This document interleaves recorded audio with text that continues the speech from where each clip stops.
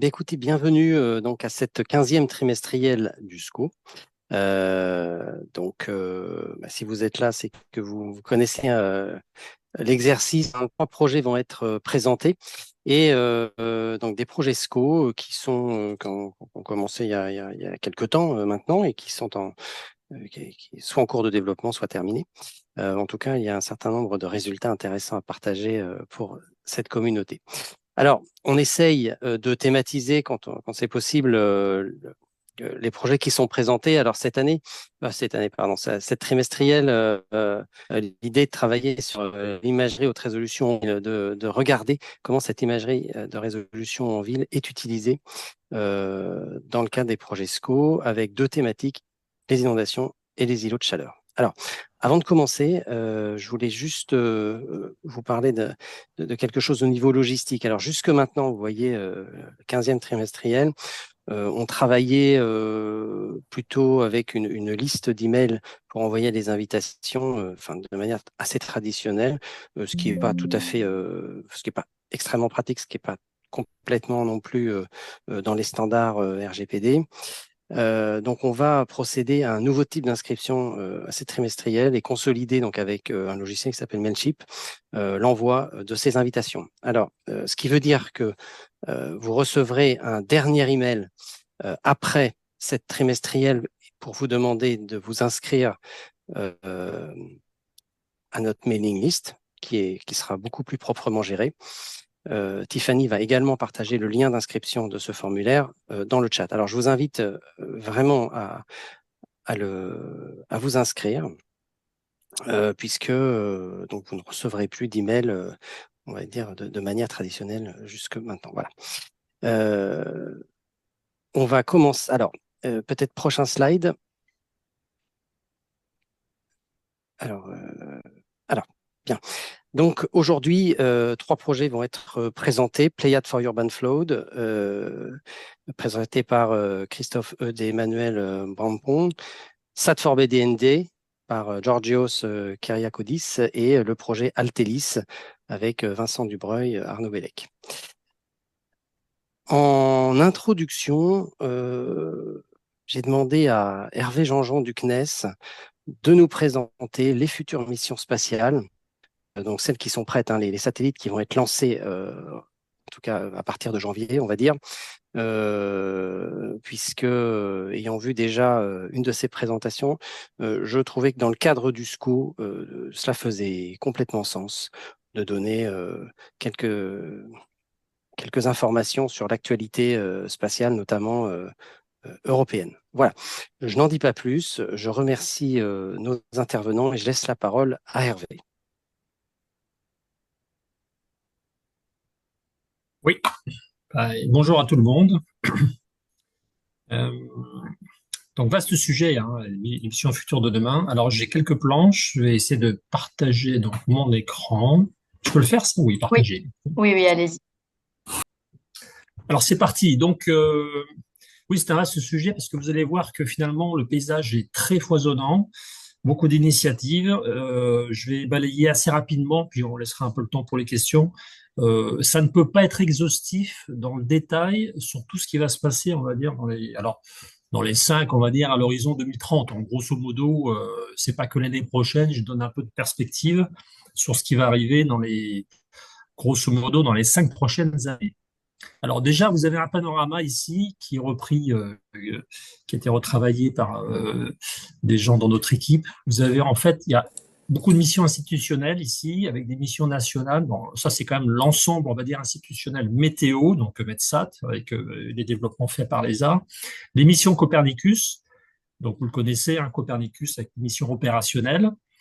On en dira un mot. Les missions scientifiques de l'ESA, le programme Earth Explorer, en particulier le programme Futureo avec les missions Earth Explorer. Petit focus là sur 2 missions qui vont commencer l'année prochaine. Et puis, on parlera très rapidement aussi des missions nationales ou multilatérales dans lesquelles le CNES est impliqué. Avec à chaque fois, on va essayer de donner un petit focus sur la thématique urbain et on va dire inondation, mais on gardera le spectre un peu plus large. mais on essaiera de venir un petit peu, en tout cas, dire sur lesquelles sont les plus pertinentes pour les aspects urbains. Voilà. Donc, alors, il y a 4 parties, il n'y en a pas 5, la cinquième, on pourrait l'enlever là. C'est les nouvelles missions dans le cadre national et multilatéral. Donc là, vous allez voir finalement, il y a beaucoup de missions en préparation, mais je fais juste un focus sur une mission, qui est la mission Trishna, l'infrarouge thermique. Il y a les nouvelles missions Copernicus, j'en dirai un mot, et des missions expansion en particulier. Les nouvelles missions ESA, donc dans le sens Earth Explorer, et puis les missions des acteurs émergents. Également là, quelque chose de très, très, très vaste. Alors, au niveau national et multilatéral, vous avez là, ici, le panorama des missions en préparation. Alors, il y en a qui sont déjà bien avancées. C'est assez hétérogène en termes d'engagement, hein. Il y en a qui sont en développement, qui sont pas encore décidés. Il y en a qui sont déjà quasiment intégrés. Enfin, voilà, c'est assez vaste. Mais voilà le panorama de 2025 à 2030, même au-delà. Donc là-dedans, je vais juste faire 2 focus sur la mission Trishna, sur la température de surface des terres immergées, et puis un mot également sur Sentinel-3 NG Topo, qui devrait arriver quand même au-delà de 2030. J'en dis un mot parce que c'est intéressant pour les problématiques d'hydrologie. Alors, c'est pour les océans d'une part, et pour l'hydrologie et les inondations d'autre part, une mission intéressante. Alors avant cela, un mot quand même sur une mission qui va arriver l'année prochaine, qui est particulièrement intéressante dans notre problématique, alors SCO globalement, et puis bien sûr l'urbain et l'eau de chaleur, alors surtout les problématiques d'inondation, donc d'avoir de la modélisation 3D. C'est la mission Code 3D, qui est une mission en partenariat avec l'industrie, qui va donc avoir 4 satellites, 2 paires de satellites pour faire des acquisitions avec des paires, avec des angles différents pour faire de la restitution 3D, avec un lancement l'année prochaine. Donc c'est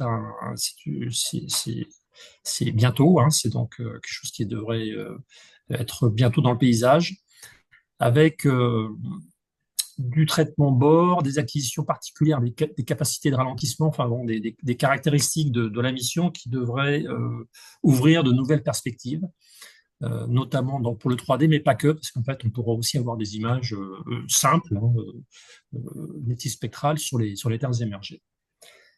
Voilà, donc en objectif de cette mission, la précision altimétrique, c'est 1 mètre en relatif, 4 en absolu. Beaucoup d'applications qui sont visées, qui vont de la défense à des applications civiles d'aménagement du territoire, de prévention des risques, et puis de suivi des glaciers également. Enfin bon, beaucoup de choses, hein, qui... Pourquoi parles-tu de low cost? C'est une question, c'est ça? Oui, pardon, mais on pouvait prendre les questions après, hein. D'accord. Voilà, donc beaucoup d'applications qui seront normalement alimentées par cette mission. Il y a une phase de démonstration qui sera, c'est une mission qui est quand même dédiée avec des applications défense, et donc il y aura des applications, enfin une utilisation des ressources pour, dans une première phase dédiée sur l'arc de défense nord de l'Afrique et le Moyen-Orient, et puis des acquisitions sur la France et le monde. Voilà, donc je passe rapidement.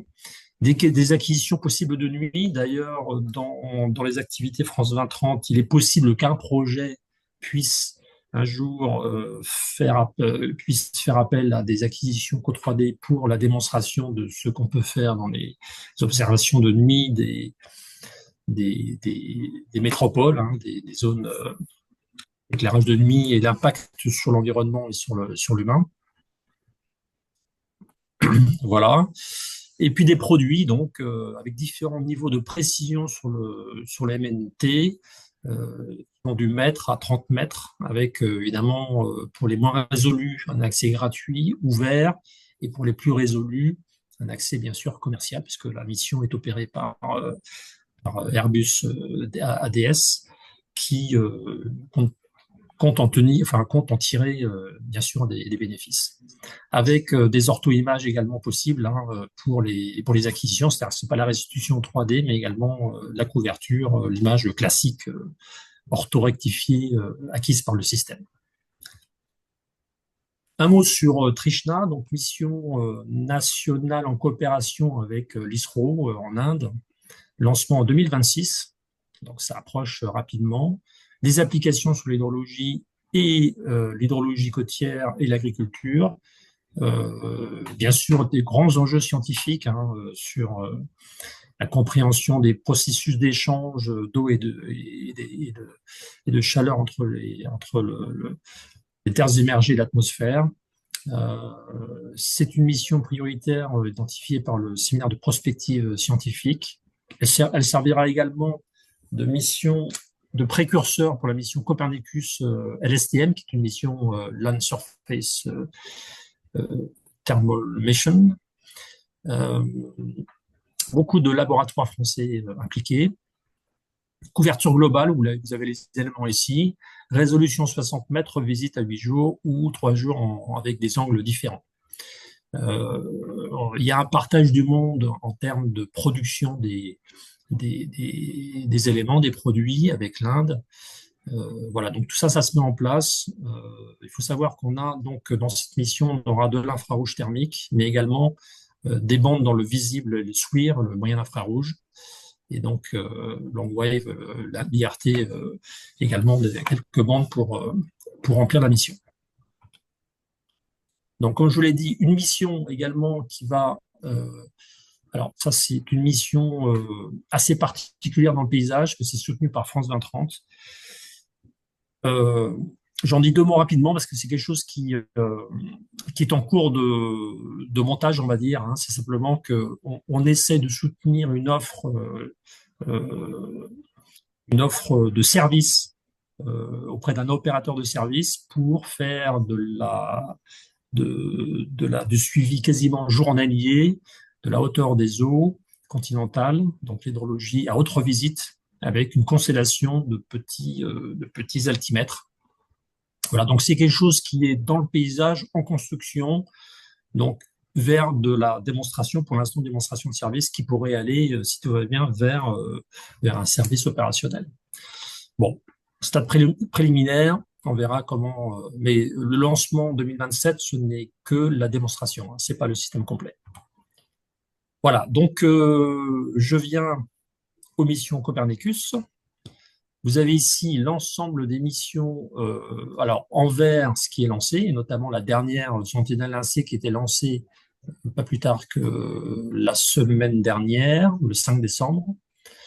On a déjà perdu Sentinelle 1B, donc il était urgent de remplacer cette mission par une nouvelle mission, parce que ça marche par constellation, par doublet, de satellites. On a, je passe rapidement, vous avez ici en bas également les nouvelles générations de préparation, mais ça c'est plus loin. Et vous avez également tout ce qui vient sur la droite, et je vais en dire un mot, c'est les nouvelles missions expansion, donc le carbone, le thermique, l'hyperspectral, la mandelle, les radiomètres micro-ondes, et puis l'altimétrie également pour les zones polaires. Ces 6 missions-là sont en développement et vont arriver dans le paysage d'ici 2030. Alors, ici, vous avez dans les premières images, vous avez un exemple, c'est assez remarquable, c'est que, en fait, c'est la charte, des partenaires de la charte qui ont fait circuler de l'information. Je ne sais pas si Linda par ici, mais en tout cas, j'ai eu cette image par des personnes appliquées dans la charte internationale. On a les premières images Sentinelle-1C, c'est déjà remarquable, à quelques jours après le lancement de la mission. Alors, voilà une mission expansion. Alors, en termes de date de lancement, vous avez ici déjà les premières missions qui vont être lancées, c'est CO2M, donc pour le suivi du carbone, dès 2026. Donc, il y aura 3 satellites, le premier en 2026, le deuxième en 2027 et le troisième en 2029. Et les autres, toutes les autres missions qui sont également par paire, unité A et B, mais qui ne seront pas forcément lancées d'ailleurs en même temps, qui seront un peu décalées pour l'unité B, parce qu'en fait, pour l'instant, il n'y a pas eu d'argent pour faire des unités C et D, donc on n'aura que A et B. les premières unités seront lancées entre 2028 et 2030. Donc là, on est encore dans les à peu près 4-5 ans. Voilà, donc vous avez les 6 missions, comme je vous l'ai dit, sur le carbone, sur la température de surface, le suivi de la température de surface avec LSTM, l'hyperspectral, la Bandelle qui viendra compléter l'avancée qu'on a avec Sentinelle, qui viendra également compléter les missions Bandix de nombreuses missions, on va dire. Alors il y a Terrasar également, mais également des missions commerciales. Et puis, des missions de New Space, CIMR pour les radiomètres micro-ondes pour également les zones polaires, la glace et également l'humidité des sols, et Crystal qui viendra compléter en fait une sorte de continuité également des altimètres sur les zones polaires. Sentinelle-3 NG Topo, j'en dis un mot, même si c'est un peu au-delà de 2030, parce que c'est une mission importante pour l'hydrologie et pour l'océanographie. Ça sera la continuité de la mission SWOT. Vous en avez tous entendu parler. La mission SWOT qui est un remarquable succès en termes de rendu, de produits, de qualité de produits, d'avancées sur le plan scientifique et sur le plan opérationnel. On a vraiment passé une marche très importante sur la compréhension des phénomènes à plus petite échelle, méso-échelle, au niveau océanographie, et également pour l'hydrologie continentale. Et donc, le choix a été fait de prolonger cette démonstration par une mission opérationnelle dans Copernicus qui reprend le concept. C'est pas le même instrument, mais c'est le même concept, en fait. Il va y avoir de l'interférométrie avec les demandes. Donc, en fait, c'est un instrument large fauché qui permettra donc de répondre à de nouveaux besoins, aussi bien côté océanographie qu'au niveau continental. Voilà, donc le concept, c'est 2 missions qui seront lancées avec l'altimètre Nadir et l'altimètre à large fauché. D'ailleurs, qui est issu au terme instrument, parce que ce sera un instrument européen, français, on a retravaillé avec des phases amont, puisqu'en fait, sur la mission SWOT, il y avait un partage, mais une grosse contribution américaine, évidemment. Voilà, donc les nouvelles missions ESA dans un cadre Future-EU, Earth Explorer, donc des missions plutôt scientifiques. Il y en a 2 qui arrivent. Il y en a beaucoup en préparation. Il y a des phases de sélection avec des mises en compétition, mais il y en a 2 qui arrivent dans le paysage qui seront particulièrement intéressantes pour les terres émergées. Alors, pour l'urbain, peut-être un peu moins, mais j'en parle quand même rapidement. Alors, la première que vous avez, alors voilà, vous avez le cycle là de toutes les missions qui sont prévues. Donc les 2 qui arrivent, Earthcare vient d'être lancé, enfin il y a quelques mois. C'est une très belle mission également, mais qui s'est arrêtée avec un lidar pour le vent dans l'atmosphère. Biomasse et Flex, c'est les 2 missions qui arrivent. Alors Biomasse, mission qui sera donc un lancement l'année prochaine avec un radar en bande P, donc très complexe, on est déjà au niveau du concept instrumental, mais ça sera une grande première en fait parce que ça va venir compléter les missions radar pour mieux comprendre l'évolution et les contenus en biomasse, notamment des forêts, et là où elles sont les forêts denses. Donc c'est particulièrement intéressant sur les forêts tropicales, dans les zones non habitées, parce qu'en fait, on ne va pas faire d'acquisition sur les zones habitées, il y a des problèmes d'interférence. Donc, l'urbain ne sera pas couvert par cette mission. Mais je tenais quand même à en parler, parce que finalement, c'est une mission qui arrive dans le paysage et qui est quand même intéressante pour les aspects scientifiques. La mission Flex viendra bien compléter également le lancement en 2026, donc qui va travailler, donc c'est la fluorescence de la végétation. Alors là, c'est un accès plus direct au processus de photosynthèse de la végétation. On n'est pas dans des mesures comme on le fait avec le multispectral classique, dont le visible, le proche infrarouge, le red edge, etc. Là, on est vraiment plus au cœur du processus de photosynthèse. Donc, on aura plus d'informations sur l'état de santé de la végétation et la production primaire, notamment. Et donc, cette mission viendra compléter la mission Sentinelle-3, et 3NG également, avec les instruments notamment multispectro Olchi et SLSTR, le thermique, embarqués sur Sentinelle-3. Voilà, donc vous avez une gamme de bandes spectrales avec des des largeurs de bande extrêmement fines justement pour aller chercher l'information et quelques bandes dans le RedEdge et puis voilà pour compléter l'acquisition. Également sur les acteurs émergents, donc les nouvelles missions. Alors là, c'est assez foisonnant, c'est pas facile de sortir quelque chose d'assez précis. Alors je l'ai pris par l'angle des missions actuellement retenues dans le cadre Copernicus, mais ça va bien au-delà. Il y a d'autres initiatives. On peut en parler s'il y a des questions, hein, mais en tout cas, voilà celles qui sont aujourd'hui sélectionnées par la Commission européenne et par l'ESA pour être accompagnées dans les phases préliminaires avec le lancement des premières missions de démonstration avant le déploiement de la constellation. Donc, c'est des petits budgets d'accompagnement, sachant que chaque opérateur doit être capable de faire le tour de table pour lancer ensuite la constellation.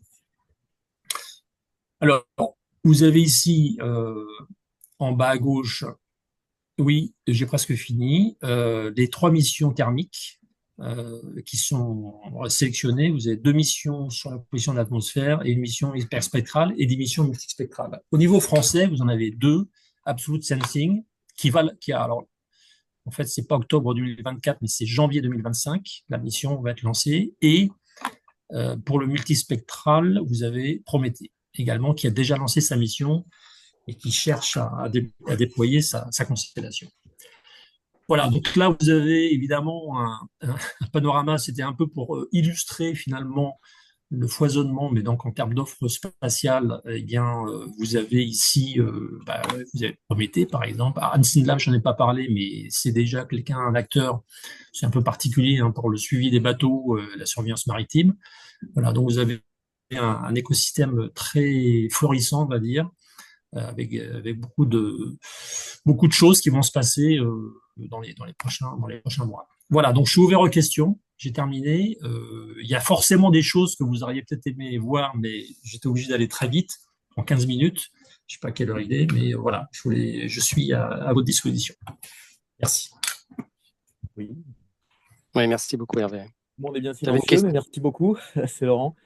Si jamais dans l'auditoire vous aviez besoin d'un zoom un peu plus précis sur l'une de ces missions, notamment parmi les premières à venir, n'hésitez pas hein, à revenir vers nous. Ça intéresse tout le monde, y compris les collègues du CNES, parce qu'effectivement, il y a des capteurs là qui arrivent qui vont ouvrir de nouvelles possibilités. Je me suis permis aussi il y avait une question sur pourquoi CSO, pourquoi Code 3D, pardon, low cost. Bon, je vous ai fait une petite réponse. Alors, C'est plutôt ce je qu'on crois, appelle du cost-driven. Donc excuse-moi, Laurent, en fait, tu m'as répondu à moi, mais pas Ah, dans le pardon. chat général. Ah, d'accord. Oui, donc je disais que c'était plus une mission cost-driven, en fait. Donc pourquoi? Parce qu'une petite plateforme agile, hein, par comparaison avec des satellites de la génération antérieure, beaucoup de composants de COTS, notamment au niveau de l'instrument, une stratégie de production aussi de la 3D sur le cloud. Et à la fin des fins, donc depuis 3 ans, c'est vrai qu'on communique sur des prix au kilomètre carré qui seront un facteur 10, une magnitude en dessous des prix qui sont aujourd'hui connus sur Pléiade. Bon, voilà ce qu'on entend par low cost, mais low cost ne veut pas dire low performance, loin de là. Oui, Si des c'est souvent. collègues d'Airbus connectés veulent compléter, n'hésitez pas. Ouais.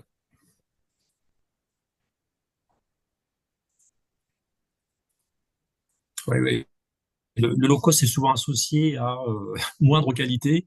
Il y a des discussions actuellement, mais petite parenthèse rapide, hein, sur le fait de combiner d'ailleurs dans le cadre ESA des missions de constellation avec des missions de référence qui fournissent de la qualité, notamment les missions à la fois les Sentinelles et les missions Earth Explorer, de voir comment des constellations à plus bas coût pourraient compléter cela et voir si la qualité est quand même suffisante pour accompagner ces missions. Voilà, donc c'est des choses qui sont en discussion. Suite à la constellation Sentinel-2, oui, il y a une suite qui est prévue, Sentinel-2 NG.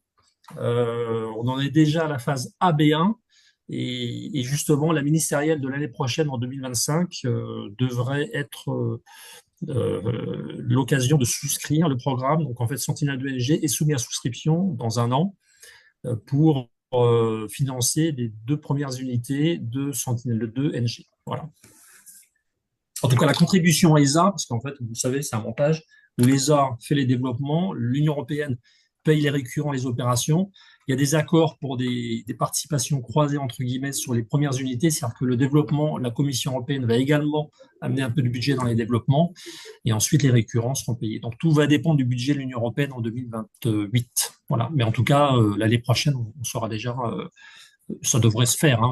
Tous les États membres sont très favorables à la continuité de la mission.